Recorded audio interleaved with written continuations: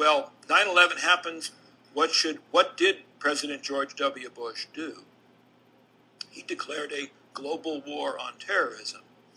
If you go back and consult his statements at the time, he indicated quite explicitly that the global war on terrorism would last for a long, long time, for decades. And most of us, I think, nodded and said, well, I guess that's what we have to do. The first point I would make is that declaring war on terrorism was a mistake of the first order.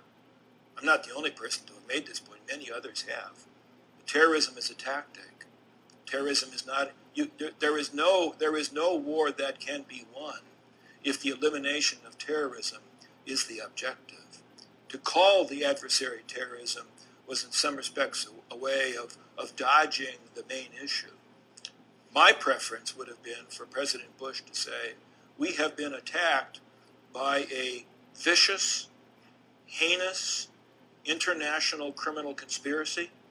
It's called Al-Qaeda, and I am going to lead an international effort to identify, dismantle, and destroy that entity, mobilizing the intelligence and police resources of the world.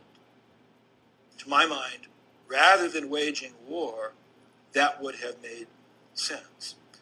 Well, the president did declare he was launching an open-ended global war against terrorism. And that's where it seems to me that you have to then confront the question of, well, then, why invade Iraq? Iraq had nothing to do with 9/11. There was virtually no indication, even at the time, that Iraq had anything to do with 9/11. There was some reason to think that Iraq may, at the time, coveted a weapons of mass destruction capability, but there was no hard evidence to suggest that it possessed one. We had been containing Iraq for the previous decade. And to my way of thinking, proponents of the Iraq War emphatically disagree with this. To my way of thinking, there was no reason why we couldn't continue to contain Iraq, which, again, had nothing to do with 9/11.